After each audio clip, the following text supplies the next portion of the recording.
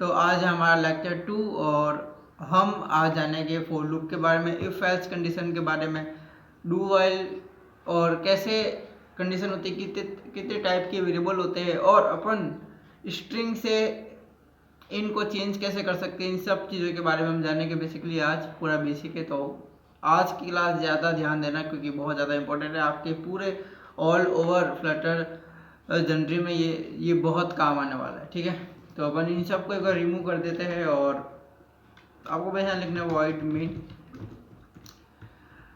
और यहाँ पे देखो, पहली बात तो आपने अगर पहले लैंग्वेज पढ़ी होगी C++ या PHP वेब में जावा पढ़ी होगी, तो ये सबको पता होगा कि इंट एक डाटा टाइप होता है और इसमें अपन कोई भी नंबर स्टोर करा सकते हैं। जैसे कि इंट ए हमने लिखा 23, तो अगर अपन इसको प्रिंट करवाते हैं ए को, तो यहाँ पे सब प्रिंट हो जाएगा 23 देखो, ठीक है। तो ये आप सब भी ने पढ़ा होगा, ठीक है। इंट बेसिकली तो बस ऐसे ही, अगर मान लो कि यहाँ पे है इंट ए है और अपन इसको लेते हैं स्ट्रिंग में लेने के लिए अपन को ये ऐसा करना पड़ता है, राइट। और यहाँ पे ऐसे एरर आएगा, तो यहाँ पर अगर अपन एरर को हटाना हो ना, तो अपन इसको एज इंट भी कर सकते हैं।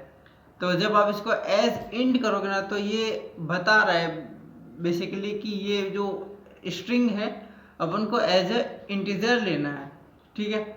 और यहाँ पे प्रिंट ए हो जाएगा और यहाँ पे प्रिंट भी हो जाएगा, ठीक है। देखिएगा शॉर्टकट देख लेते हैं इसका क्या है, कंट्रोल शिफ्ट F10। ओके, तो टाइप इंट, मेरे हिसाब से ये एरर इसलिए आ रहा है क्योंकि यहाँ पर भी अपन को टू इन डालना पड़ेगा। अब आई थिंक एरर नहीं आना चाहिए, सॉरी, F10 हो गया, अभी आ रहा है। Type string is not sub type of int in type cast.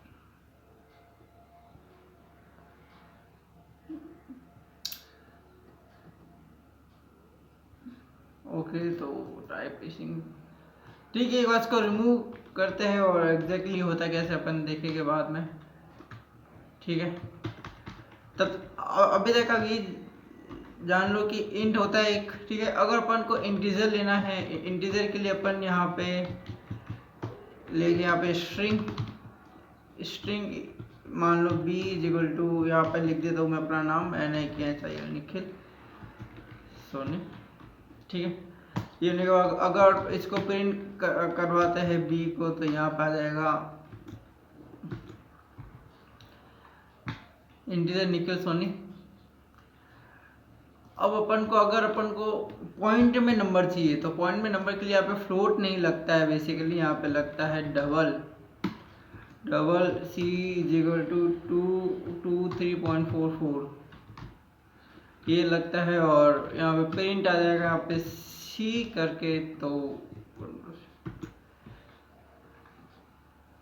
Guys यहाँ पॉइंट में भी वैल्यू आ गई है यहाँ पे, ठीक है। एक और होता है, जैसे कि इंट है तो इसकी एक वैल्यू होती है बेसिकली, ठीक है। मान लो ये कितने नंबर ले सकता है, हालांकि ये भी बहुत सारे ले सकता है, बट जब नंबर बहुत ज़्यादा होते हैं, मतलब एक फोन नंबर से भी ज़्यादा ना, मान लो 20 नंबर कैरेक्टर होते हैं, तो अपन को यहाँ लेना होता है बिग इंट। ये देखो बिग इंट देख रहे हो, तो यहाँ पे मान लो यहाँ लिख देता हूँ मैं d इज इक्वल टू, यहाँ पे अपन चाहे कितने भी नंबर ले ले, एक सेकेंड कैरेक्टर आ गया यहाँ पे, अगर चाहे कितने भी नंबर ले ले बट एरर नहीं आएगा यहाँ पे। एक सेकेंड, ये रेड क्यों दिखाता है वैल्यू इन,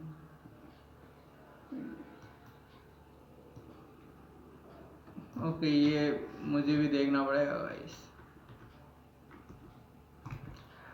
इसके अलावा अपन एक नॉर्मल होता है वेरिएबल में अगर आप कुछ भी असाइन करोगे, जैसे कि हमने ले लिया वेरिएबल, ओके, यहाँ पे ले लिया d इज इक्वल टू, जैसे कि हमने ले लिया स्ट्रिंग। इस वेरिएबल की खास बात क्या है, अपन इस अपन इस वेरिएबल को बाद में इसकी वैल्यू चेंज करा सकते हैं, ठीक है। जैसे कि मान हमने यहाँ पे स्ट्रिंग लिया, प्रिंट करा दिया अपने डी, और यहाँ पे अगर इसको रन करा देते हैं, स्ट्रिंग दोगे, स्ट्रिंग आ गया। बट हम अगर इस वेरिएबल को बाद में इसकी डी की वैल्यू चेंज कर देते हैं, मान लो कुछ भी लिख देते हैं यहाँ पे, तो अब देखना इसकी वैल्यू आ गई ये वाली, सेकंड वाली। ये खासियत होती है वेरिएबल की कि हम इसकी वैल्यू चेंज कर सकते हैं बाद में, ठीक है। यहीं पे अगर अपन देखें एक और फाइनल अपन लेते हैं इज इक्वल टू, मान लो यहाँ पर अपन लेते हैं कुछ भी। अब देखो ये जो मैं ले रहा हूँ ना, मतलब अगर आपके माइंड में क्वेश्चन आ रहा होगा कि मैं स्ट्रिंग ही क्यों ले रहा हूँ, ठीक है। देखो आप कुछ भी ले सकते हो, आप स्ट्रिंग की जगह नंबर्स भी ले सकते हो, ठीक है। बट आप यहाँ पे ऐसा नहीं हो पाएगा, क्योंकि देखो यहाँ पे एरर आ जाएगा, क्योंकि डी अगर हमने स्ट्रिंग ली तो ये जो वेरिएबल ने पहले से इस डी को असाइन कर दिया है कि ये जो डी है वेरिएबल ये एक स्ट्रिंग है। तो जब आपको बाद में वैल्यू चेंज करानी होगी तो स्ट्रिंग फॉर्म में ही वैल्यू चेंज होगी, वो आप इन डाटा टाइप चेंज नहीं कर पाओगे। बट हाँ सेम डाटा टाइप का जो होगा वैल्यू वो चेंज कर पाओगे, ठीक है। बट फाइनल में ऐसा नहीं होगा। फाइनल में क्या होगा कि हमने मान लो फाइनल कर दिया, यहाँ पे कर दिया हमने प्रिंट ई, ओके यहाँ पे रिलोड कर देते हैं। ओके क्या डाल रहा है, ओके सॉरी ये मैंने रिमूव करना भूल गया।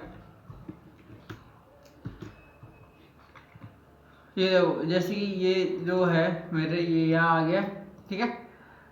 अगर मैं ये चीज करना चाहूँ कि ई इज इक्वल टू, यहाँ पे मैं लिखता हूँ नाम मान लो इंडिया, तो गाइस देखो ये अब दिखा रहा है ये एरर क्या शो कर रहा है, the final variable can only be set once. हम इसको एक ही बार सेट कर सकते हैं, बाद में ये सेट नहीं होएगा, ठीक है। तो इसलिए ये जो अपन चीजें यूज करेंगे अपन हमारे पूरे के पूरे फ्लटर प्रोग्रामिंग में, तो जो अपन को कोई ऐसी चीज होगी जो अपन को फाइनल रखने की, ये चीज बाद में चेंज होगी ही नहीं, तो वहां पे अपन फाइनल यूज करेंगे। और अगर अपन को ऐसा कुछ करना है कि बाद में चीज चेंज होगी, तो वहां अपन वेरिएबल यूज करेंगे। और इंट डबल ये यूज होते हैं, बट इनका भी सही तरीके से यूज करना आना चाहिए आपको। अगर आपने हर जगह वेरिएबल लगाया तो मे बी आपका कोड की परफॉर्मेंस लो होगी, या फिर बहुत सारे एरर आ सकते हैं, इंटरनल एक्सेप्शन एरर, आपको पता भी नहीं चलेगा। तो अपन इसको भी रिमूव करते हैं अभी, ठीक है। अब बात करते हैं अपन कांस्टेंट की। Constant q is equal to, यहाँ पे मैं लिखता हूँ कुछ भी, ओके यहाँ पे ए लिखता हूँ। तो कांस्टेंट भी सेम है फाइनल की तरह, ये यहाँ पे भी आप वैल्यू चेंज नहीं कर पाओगे, ठीक है। कांस्टेंट और फाइनल में इतनी देखो ए आ गया, तो अब यहाँ पर भी आप वैल्यू चेंज नहीं कर पाओगे, क्योंकि बेसिकली ये भी कांस्टेंट है। तो यहाँ पे एरर दिखाएगा आपको, क्यों में एरर दिखा रहा देखो, ठीक है। तो कांस्टेंट और फाइनल लगभग सेम है, बट हम कांस्टेंट तभी यूज करते हैं जब हमको हर एक पेज में ये बताया जाता है कि फॉर एग्जाम्पल मैंने लिया है क्यू, कांस्टेंट क्यू, तो इस कांस्टेंट क्यू अपन एक्सेस कर सकते हैं इस क्यू को हर एक पेजेस में। मैं जब हम यूआई बनाएंगे तो मैं आपको एग्जैक्ट आपको मतलब समझ में आ जाएगा कांस्टेंट का और फाइनल का डिफरेंस समझ में आ जाएगा। बस आपको इतना पता रखो कि फाइनल अगर यूज़ करोगे तो आप बाद में वैल्यू चेंज नहीं कर सकते हो, वेरिएबल में बाद में वैल्यू चेंज हो सकती है, कांस्टेंट में भी नहीं होगी, बट कांस्टेंट एक्सेस करता है वैल्यू को, ये मैं आपको बताऊंगा। तो देखो कभी क्या होता है, अगर हम एक कंपोनेंट बनाते हैं, चलो ये बहुत बात की बात है, मैं आपको बाद में बताऊंगा, ठीक है।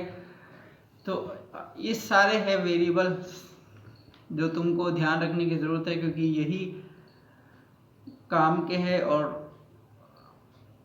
यही बहुत काम की चीज़ है। अब कल अपन वापिस इसी टॉपिक पे बात करेंगे और कल मैं आपको बताऊंगा कि इसमें ऑपरेटर्स के बारे में बताऊंगा, जैसे कि नल सेफ्टी के बारे में बताऊंगा कि कैसे हम नल सेफ्टी का ध्यान रखें। और ठीक है, कल मैं आपको ऑपरेटर्स के बारे में बताऊंगा और